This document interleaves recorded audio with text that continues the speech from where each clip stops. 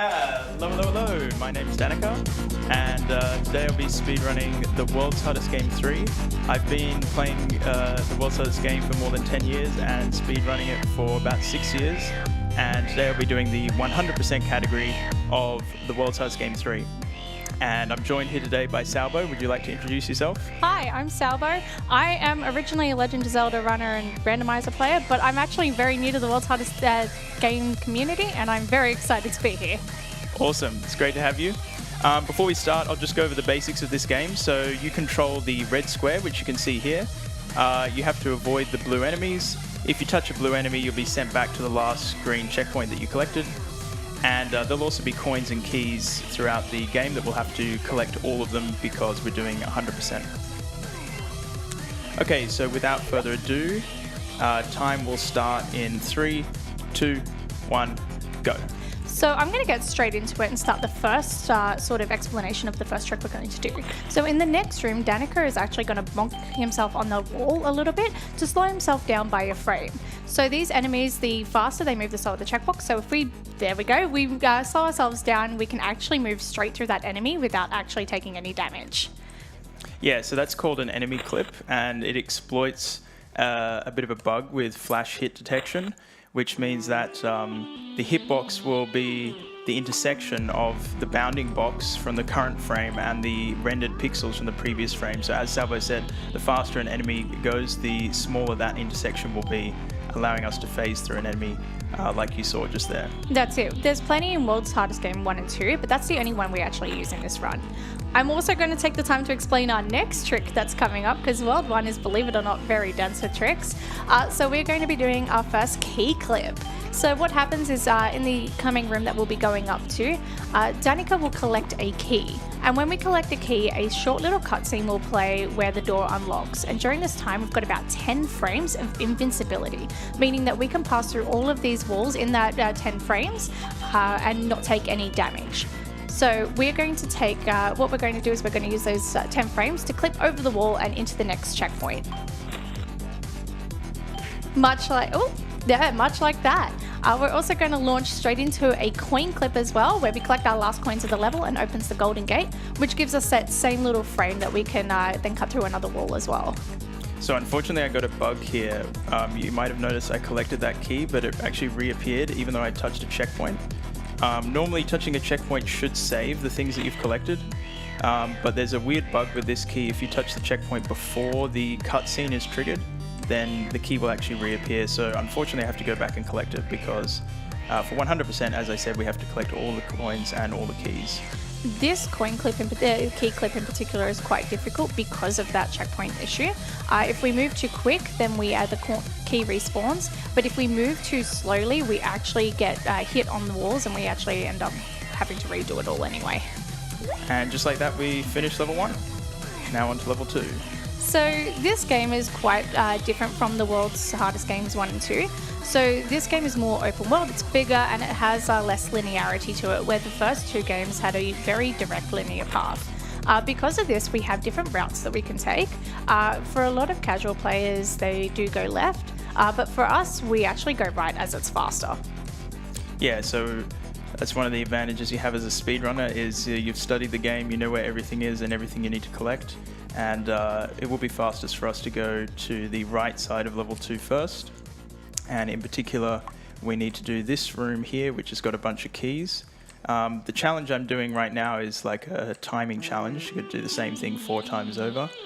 And when we collect this key, we'll unlock a shortcut, so we don't have to do that challenge on the way back, which is nice.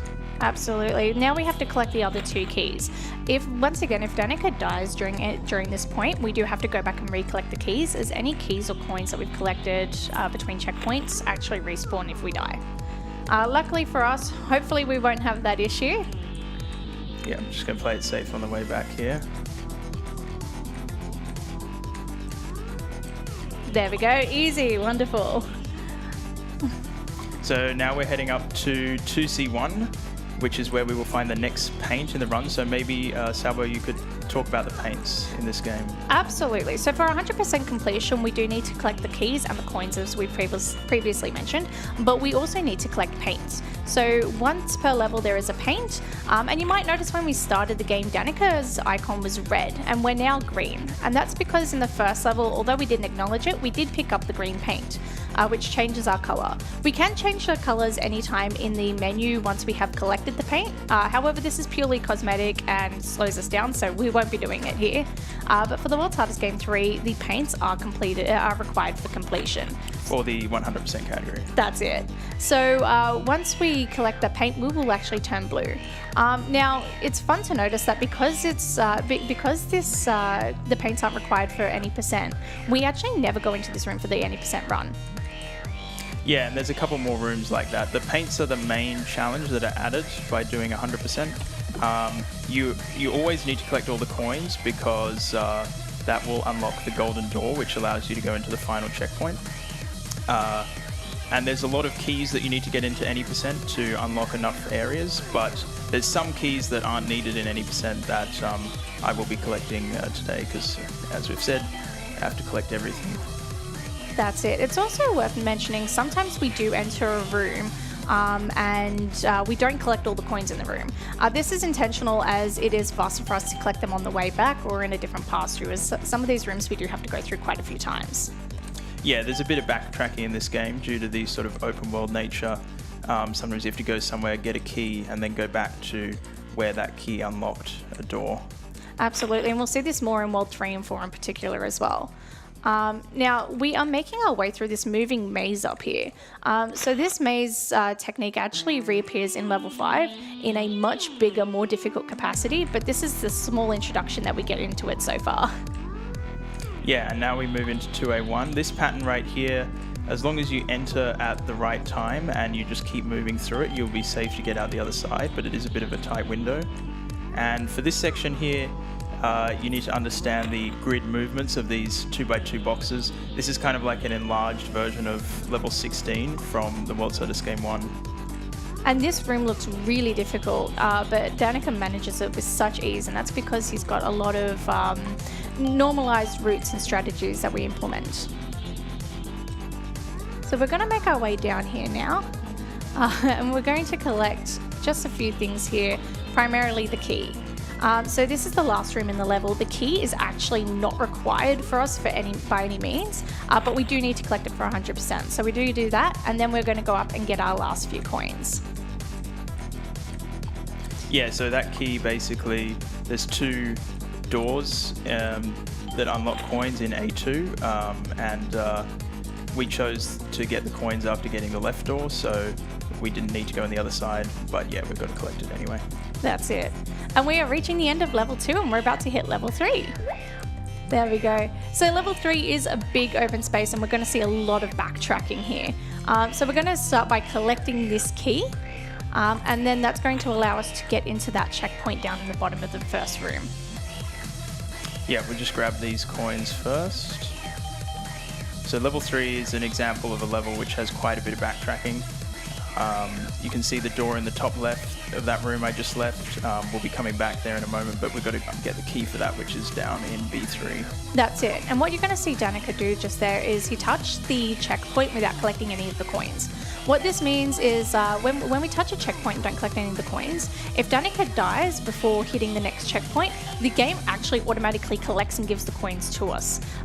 Because Danicker didn't die there, we just collect it on the way back and it's no big deal. It's just a small time save if we do end up dying before the checkpoint. So we're going to quickly grab this key up here and then we're going to continue on.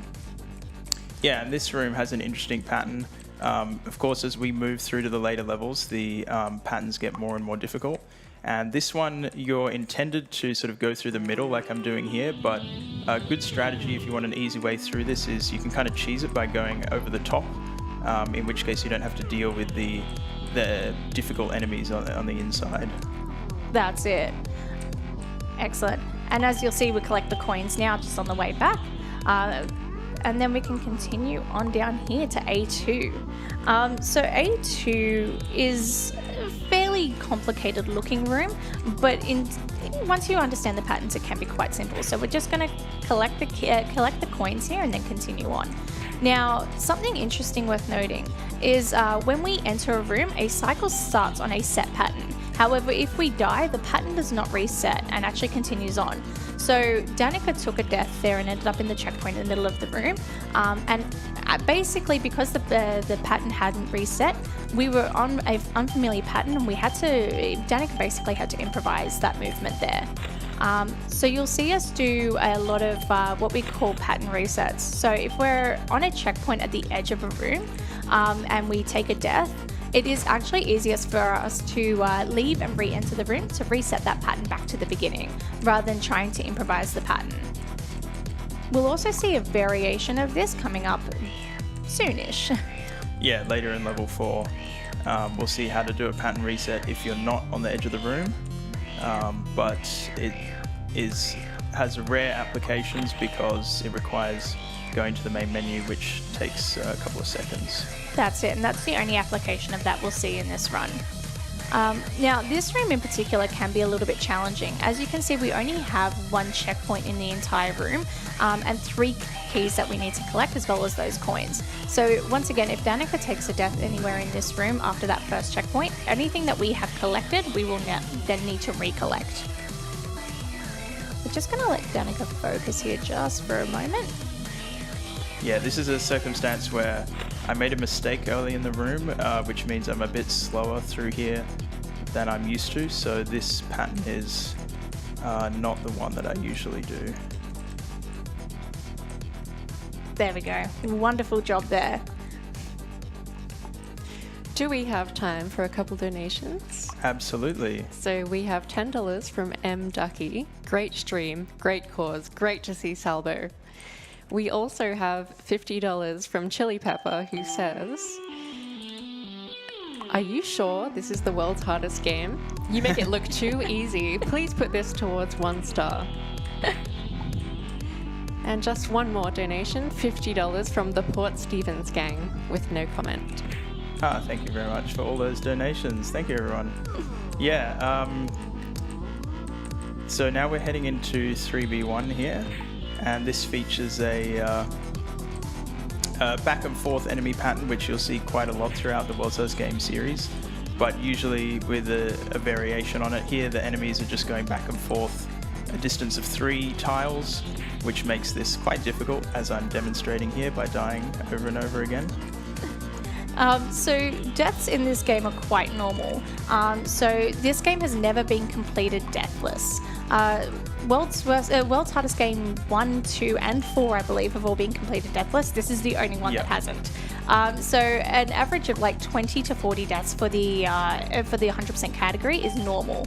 We're also going to see a quick key skip here, a key clip there. There we go. That key clip is possible to hit, the key is possible to get without doing key clip, but it's fairly almost frame perfect. So it's actually just easier for us to do the key clip.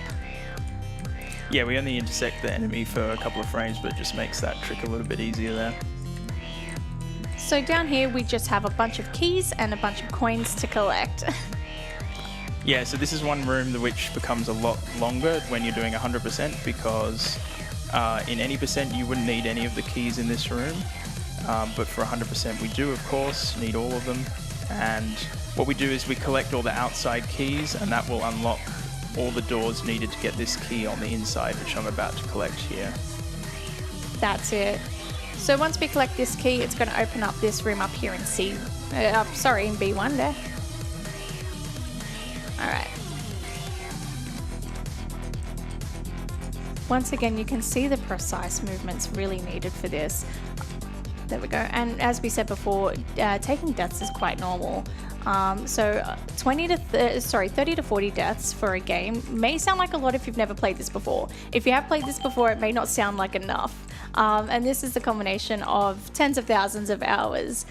So I personally, the first time I played this casually, I think I had about 50 deaths halfway through level 1. So it is quite an impressive feat that these runners are doing.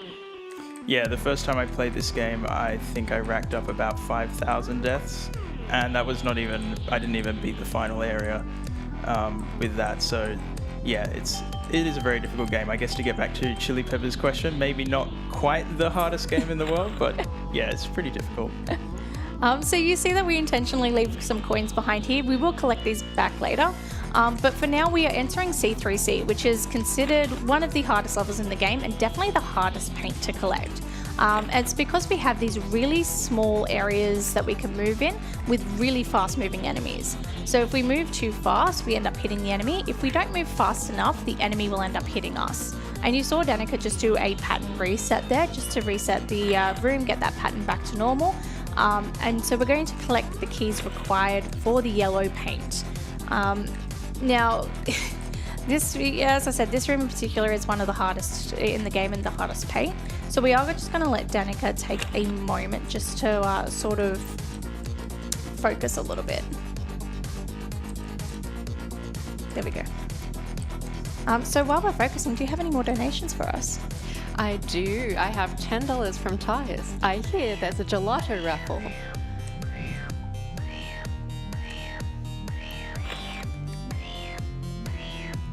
This part is particularly tight.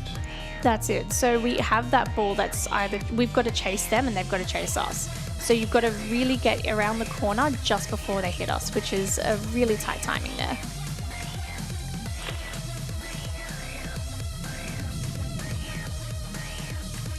So patience is the key in this room, and I can tell you now, I don't have a lot of patience.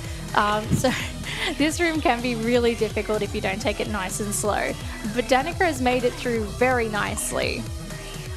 We're now going to go up to C2 and just collect these last 3 coins on our way out. Oh, or again. Coins so nice, you have to collect them twice. We also get like a little coin clip here, which makes this a bit easier, although it's not necessary to get through the enemies, but it just makes it less likely that you die there. That's it. Alrighty, now we're on to level 4.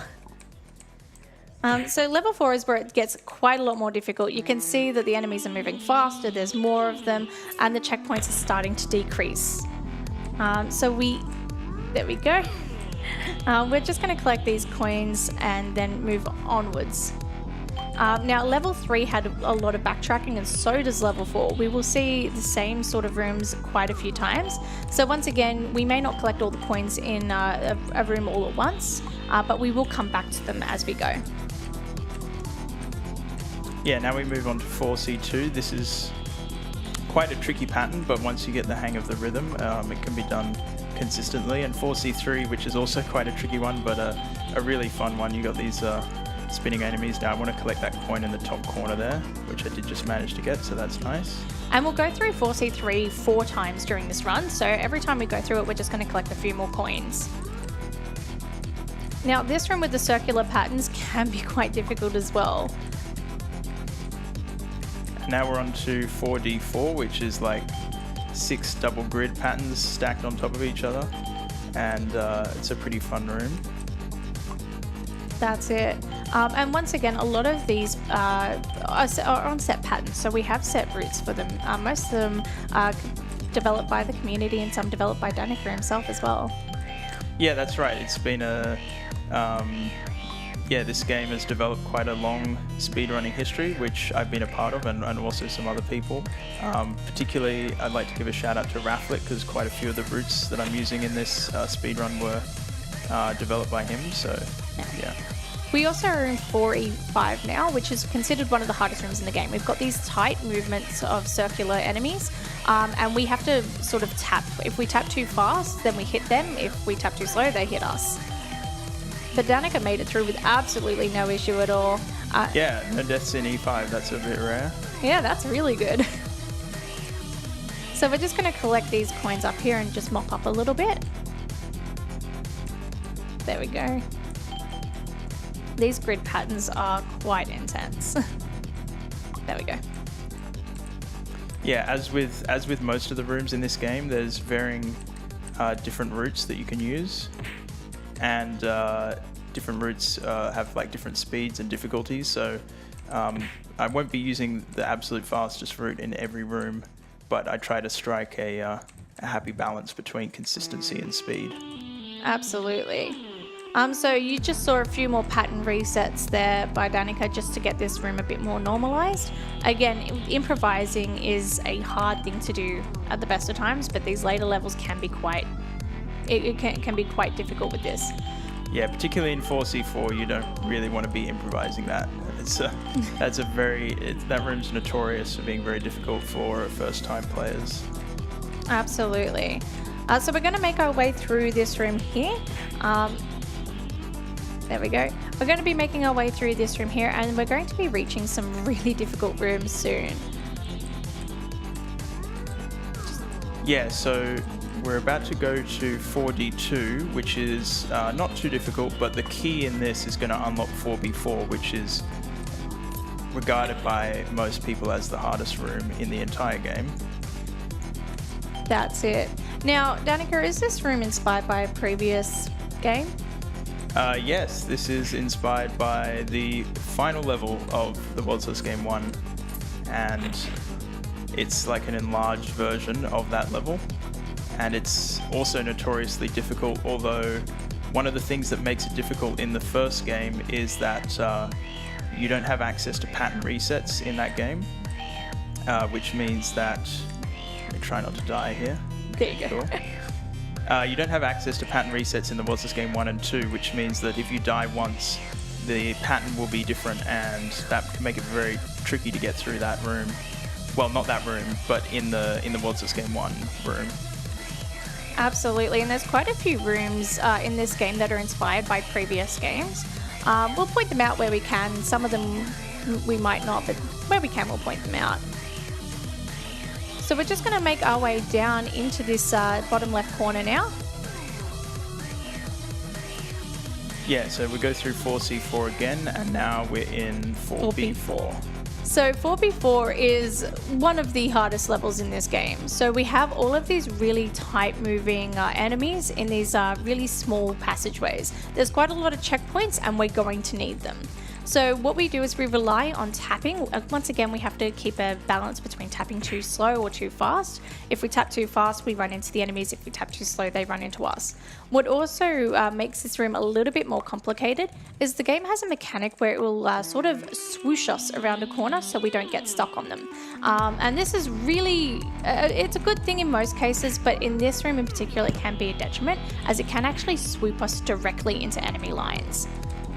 So we just need to balance how fast we're, like where we're going around corners, and it can be quite difficult. Yeah, particularly this section right now. Each time I hit that corner, it's pushing me away. That's it. So that's the hardest section right there. Once again, we'll need to collect the key here, and then Danicker's just going to have to make his way back to that checkpoint. Luckily for us, this part of the hallway of the room is not... That was an example of a different place where a corner push can mess you up. So yeah, I pressed against that wall and then it pushed me upwards, which pushed me into the enemy. There we go. So as you can see, we did need to recollect the key. So once we hit that checkpoint, we'll be back into the hardest section of the room, but at least we'll have the key with us. There we go. Yeah, so now we basically need to do all of this again. We need to do the exact pattern in reverse. Once again, managing those corners and also managing our tapping to make sure we're not moving too fast or too slow. There you go, very nice.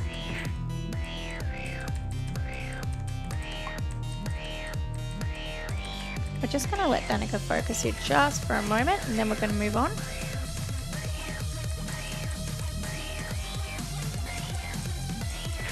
Oh. Ooh.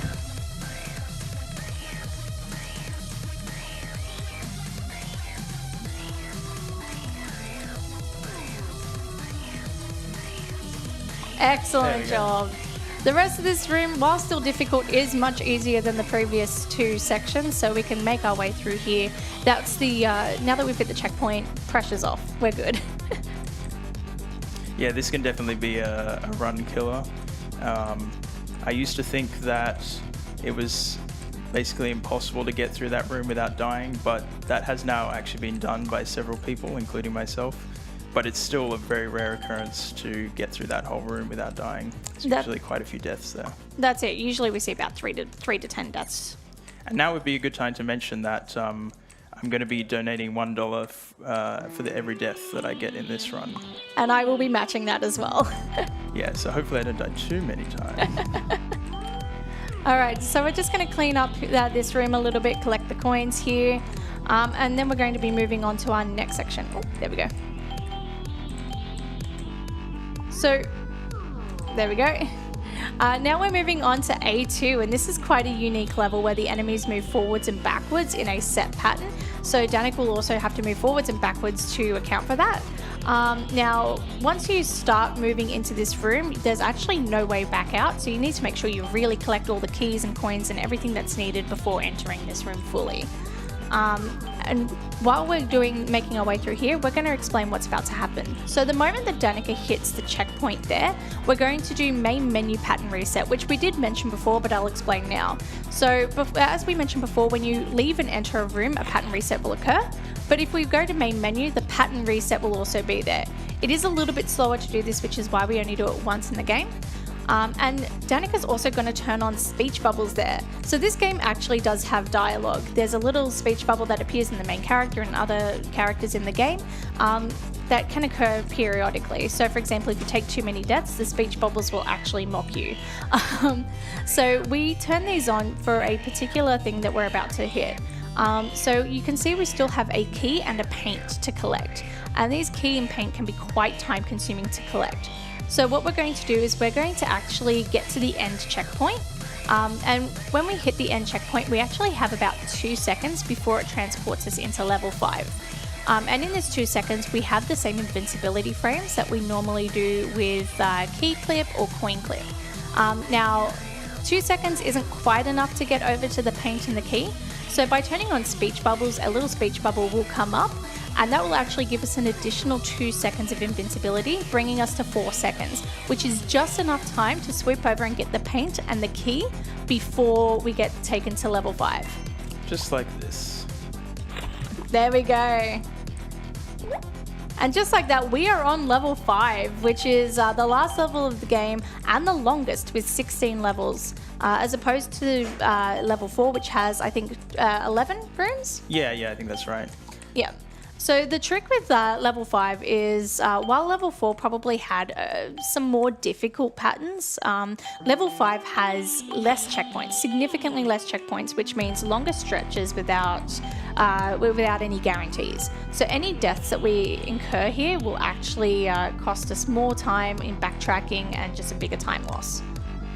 Yeah, there's a couple of particularly big challenges. Even what I'm doing right now, it's been a little while since I got a checkpoint, and it's still going to be a while before I get the next checkpoint. But later on in this level, there's some particularly long and difficult sections where you can lose a lot of time if you die. That's it. So as we're making our way through this room, we're going to collect that key to open up that checkpoint, just so we have that ready for us. Now, this room in particular is also inspired by 2 previous games. So the left side of the room is, I believe that's level 11 of World's Hardest Game 1, and the right side is level 50 of World's Hardest Game 2. So as you can tell, the creator likes to put in quite a few references to his previous games. And it's wonderful to see. We love that little nostalgia throwback. There we go. So we're going to be making our way through here. Again, we're just collecting the coins and the key here. You could do, there are some routes that use a key clip with that key right there, but the route I'm doing doesn't use it. But yeah, that's another place where you can do a key clip. Actually, we will have a key clip coming up shortly. But first, I just need to sweep up the coins in these bottom right corridors because I'm not going to be coming back here again. There we go. So we are going to see our next key clip here. We're going to collect this key up here, and then we're just going to clip through to make our exit a little bit easier, just like that. Oh, not quite the right spot. That's all right. We're going to attempt that again. And while we're doing that, do we have any donations? Yes, we have $50 from someone named Watching from Tokyo, Japan. Oh. And while I have you, I do want to remind that in addition to donating, the Twitch revenue received throughout the event will also be given to Game On Cancer. So that includes your bits and any subs to the Oz Speedruns channel as another way to support Game On Cancer. Wonderful, thank you. Fantastic, thank you so much.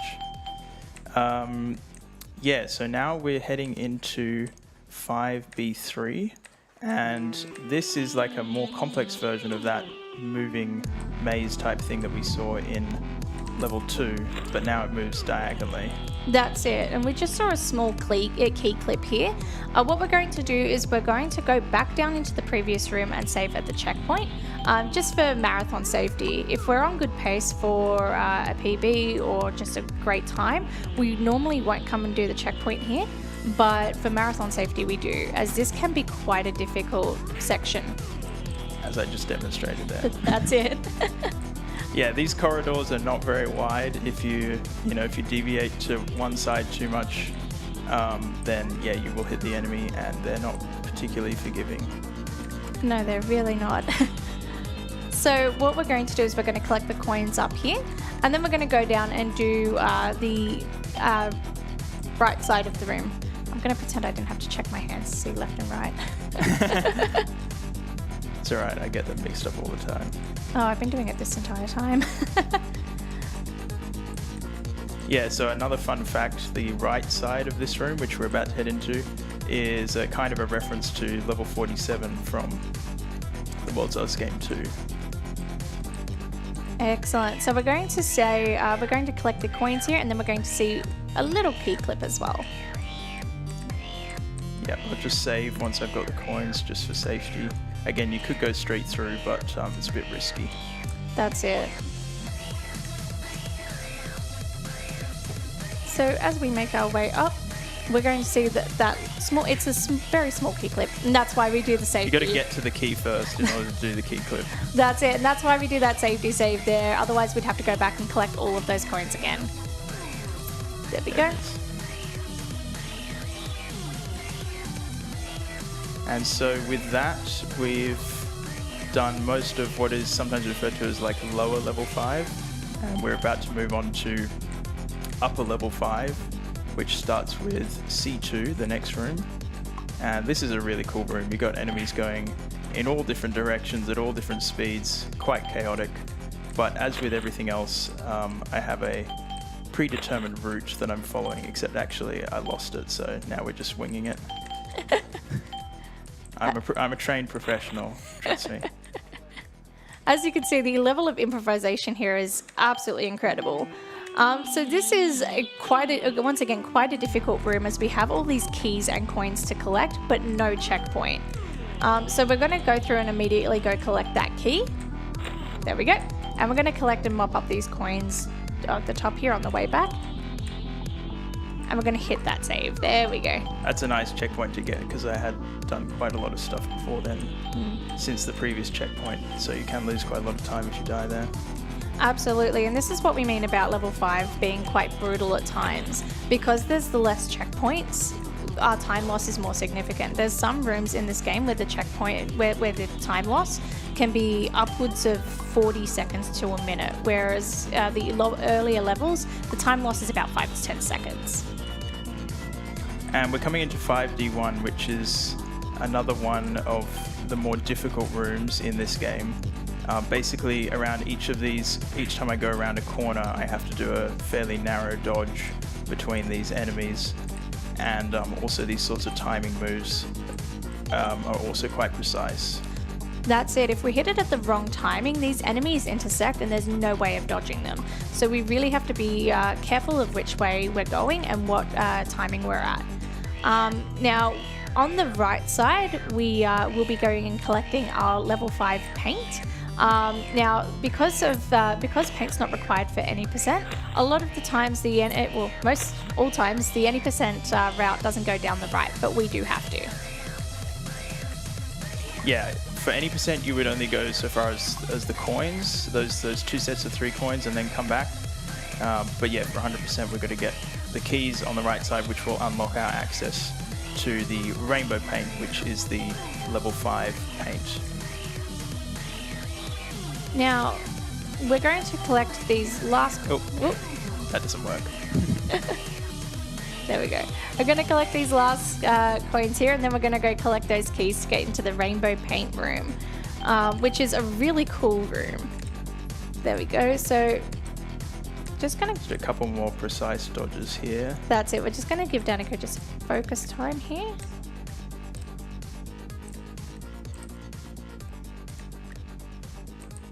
Once again, this game can look really intimidating at first go, and especially if you're watching this as a speedrun, because of how precise Danicker's movements are and how impressive it is. But it is a fun game to get into, and I can highly recommend, as a newer person to the community myself, it is a really fun game to get into, and although it looks really intimidating, it is something really fun to try. Yeah, and if you're looking for something a bit more entry level, the World's Hardest Game 1 speedrun, you could probably get a time less than 10 minutes after a couple of weeks or days of practice, and the world record is sort of around the 5-minute mark, so that's a shorter category, but I like World's Hardest Game 3 because it's my personal favorite in the series. Absolutely.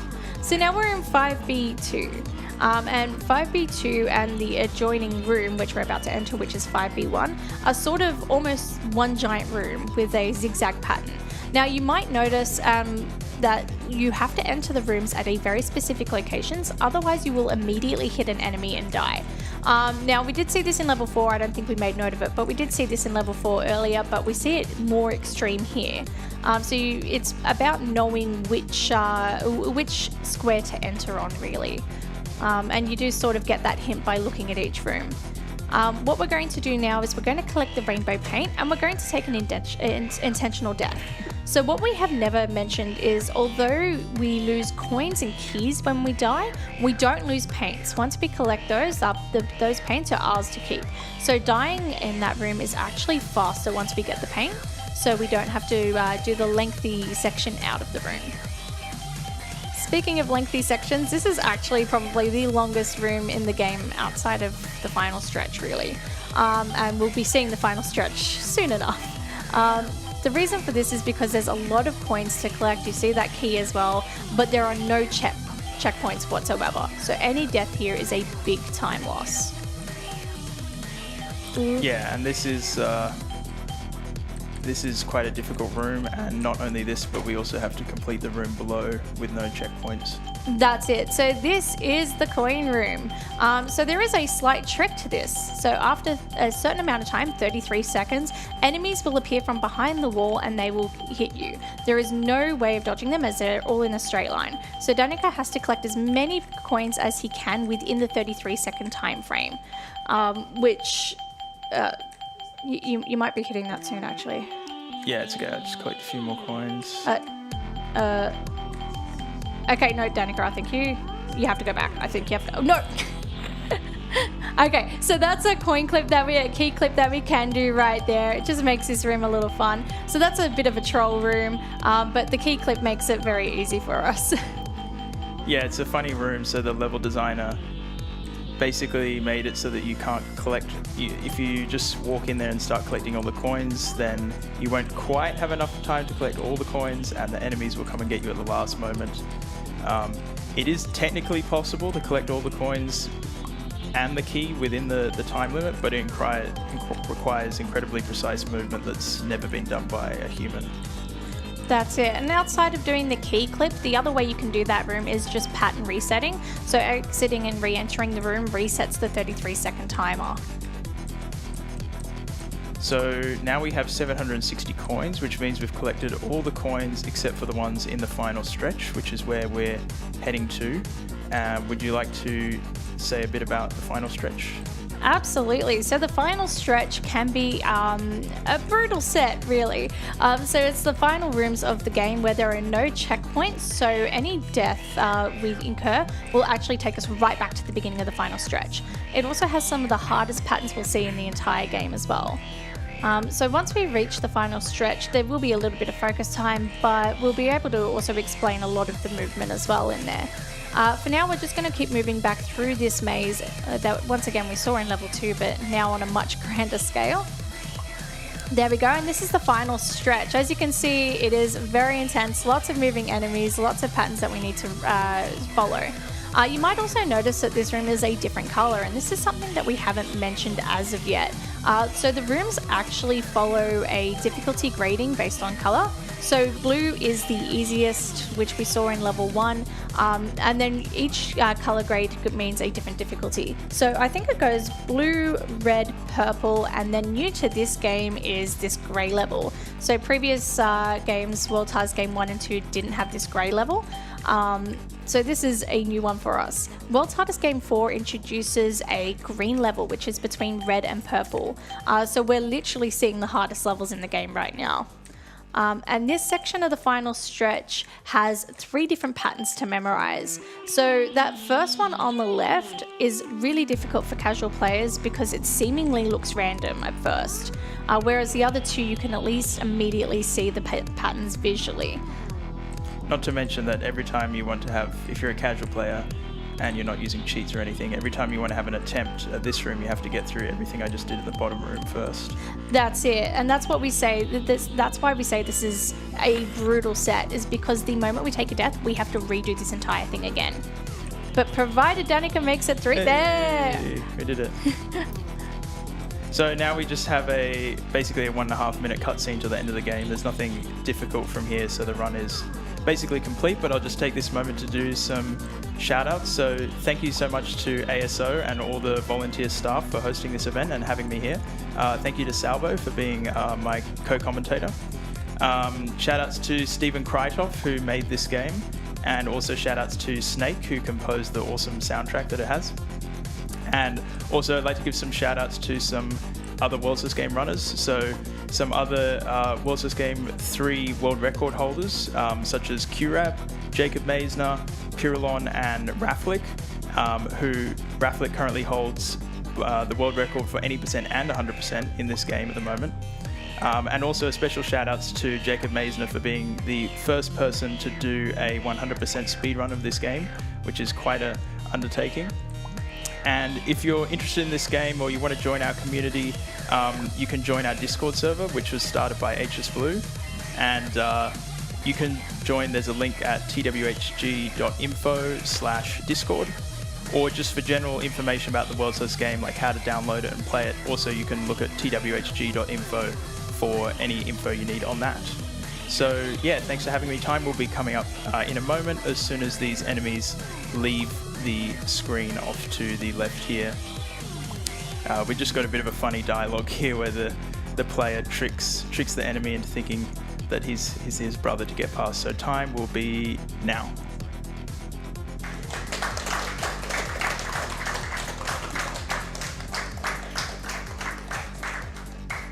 Wonderful.